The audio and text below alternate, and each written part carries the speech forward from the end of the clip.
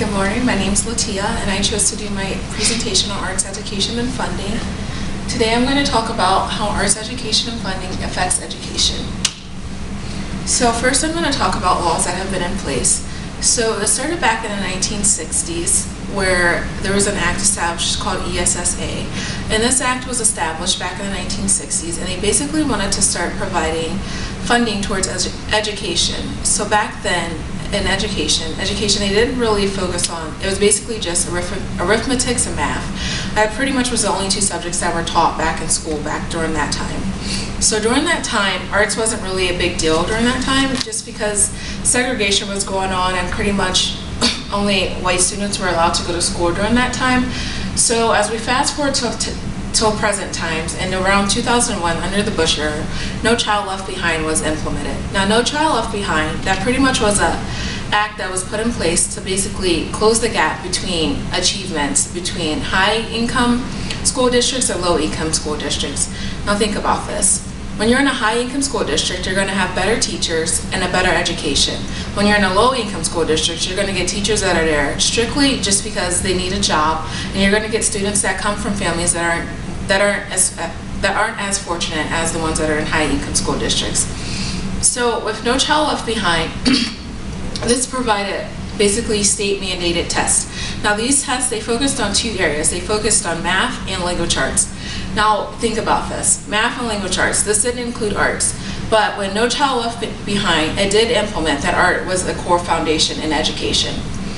So within this bill, it talked about accountability, and it basically wanted to ensure that students who were disadvantaged, they achieved academic proficiency.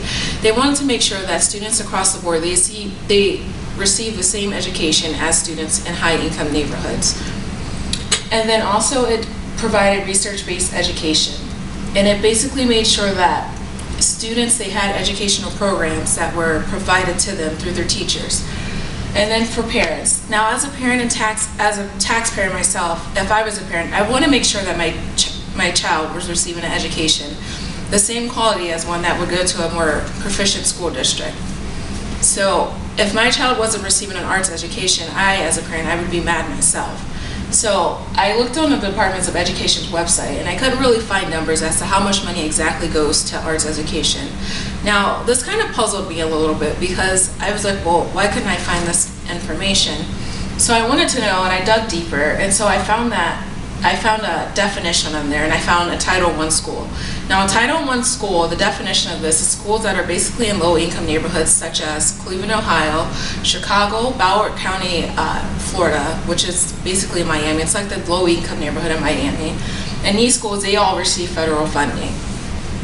Now on my next slide, in 2015, this is basically the Obama era. Now under the No Child Left Behind Act, they realized that this act, it's not really working. States, they're still failing, and students, they're not receiving the education that they realized that they should have been receiving.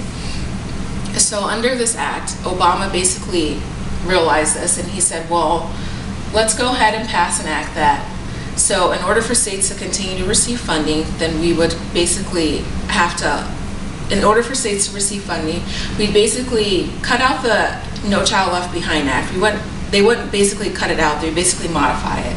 So they would provide states with a waiver, and with this waiver, they wouldn't focus on tests anymore.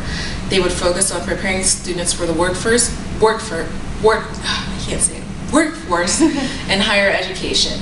So they wouldn't just focus on math and language arts, they would focus on arts and other areas of school, such as social studies, history, and sciences in school as well.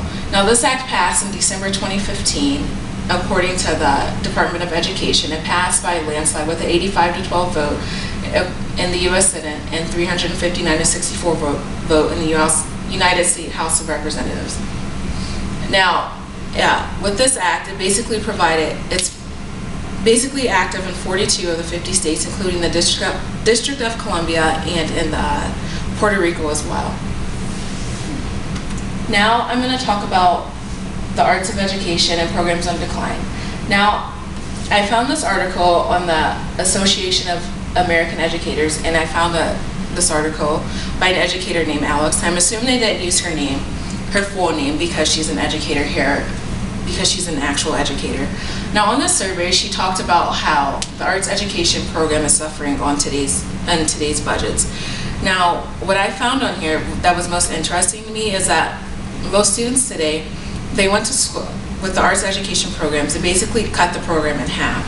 So when I went to school as a child, I would go to art class basically 3 to 4 times a week. Now today, you only go to arts class maybe once a week, if that. Sometimes most districts, they even cut the program completely out, and they don't even pay the teachers that do it, and most of the times they rely on volunteers and they rely on after-school programs. So they also focused on that how music and drama programs, they have basically been on a decrease nationwide, and most students, they're not participating in them as they have been in previous studies before. So also on this website, I found that the most significant drop in drama was at 20%. In 1999, there was a 20% of students participated in a drama club, and then it dropped to 4% in 2009. And then Secretary of Education Arnie Duncan states claimed in 1999, 100% of school districts with the majority of free education, free reduced lunch students had music programs. Today that figure stands at 81%. So that figure dropped 19% just there alone. So if you think about that, if you're sending your student to school, your student's basically just sitting there focusing on math and language arts just to pass a state standardized test.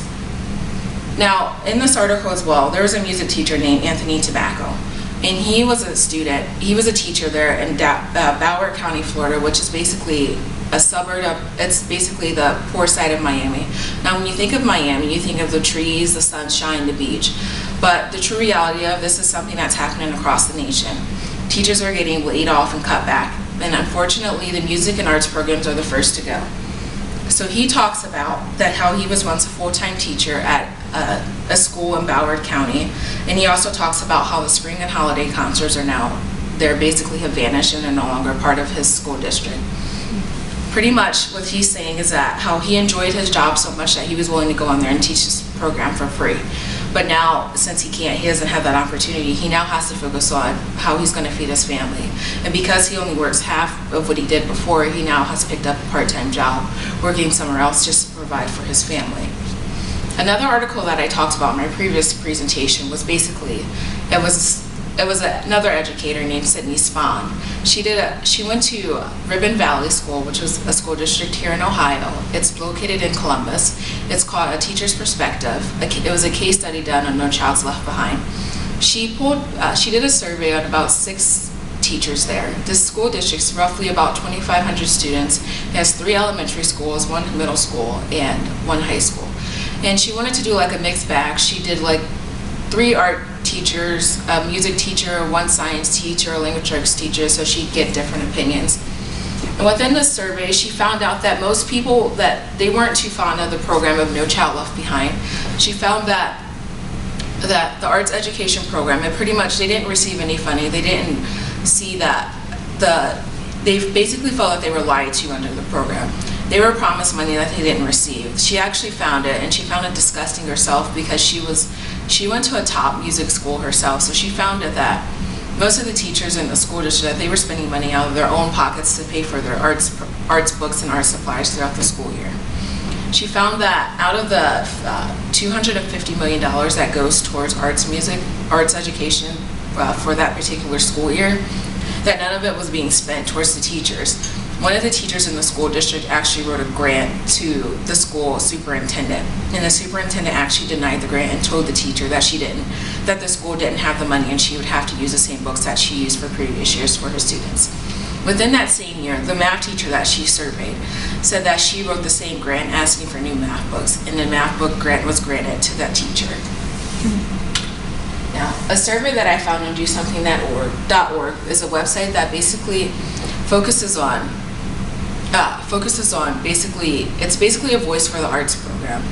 And on this website, you can go on here and basically type your name, and you can sign a petition, and it basically gives arts a voice, and you can basically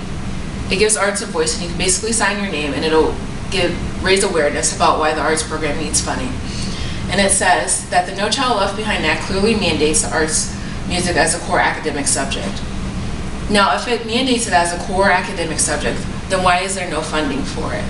Music programs are constantly in danger of being cut from shrinking the school budgets, even though they are proven to improve academics. I agree with the statement because no student wants to sit around and crunch numbers all day. No student wants to read books. However, I do feel like that teachers and language arts programs, they could basically implement arts. Now, what my high school teacher did for me, we read Hamlet, and Hamlet I found to be a very boring book, and maybe because I'm not into Shakespeare, but my teacher, we did a play with Hamlet, and that's the way that you can implement arts into maybe a school class. I found it to be fun, but we made it a modernized version. And then arts and music education programs are mandatory in countries that rank consistently among the highest for math and science and test scores, like Japan, Hungary, and the Netherlands. I felt like this statement that this is a very true fact because these programs are basically giving their students a mental break from math and sciences. So I feel like maybe the United States should basically learn a lesson from these countries. And then federal funding for the arts and humanity rose around $250 million a year, while the National Science Foundation is funded around $5 billion mark.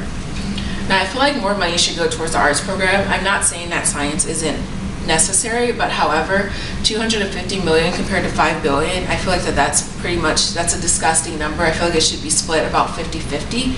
So with that being said, I feel like we need to figure out a way to basically make the arts program better. So I think I came up with a couple ideas. So I feel like maybe we should fundraise, write more grants, and maybe we should talk to the federal government and go down to Washington and protest or do something of that nature.